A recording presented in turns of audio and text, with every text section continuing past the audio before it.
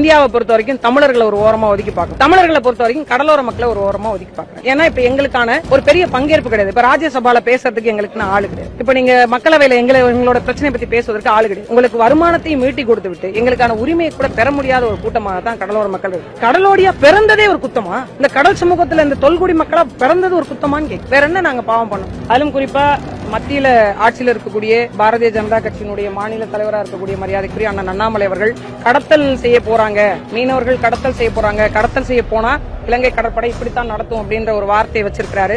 அந்த வார்த்தையை நாங்கள் வன்மையா கண்டிக்கிறோம். ஒரு தொல்குடி மக்களை, ஒரு பறந்துபட்டு உலகத்தின் நாகரிகம் தொன்மை நிறைந்த ஒரு மக்களை இப்படி இந்த வார்த்தைகளை சொல்லி பேசுவது மிகப்பெரிய அவமானப்படுத்துவதாகவும் எங்களை மொத்தமாவே எங்க எல்லாரையும் கேவலப்படுத்துவதாகவும் நாங்க பாக்குறோம். இந்த வார்த்தையை அவர் சொல்வது அவர் பின்வாங்கணும் அப்படின்னு சொல்லிட்டு நான் சொல்றேன். அவர் எந்த சூழ்நிலையில சொல்லி இருக்கிறாரு அப்படிங்கறதையும் அவர் தன்னை சுய பரிசோதனை செய்யணும் அப்படின்னு நாங்க இந்த நேரத்தில் கேட்டுக்கிறோம்.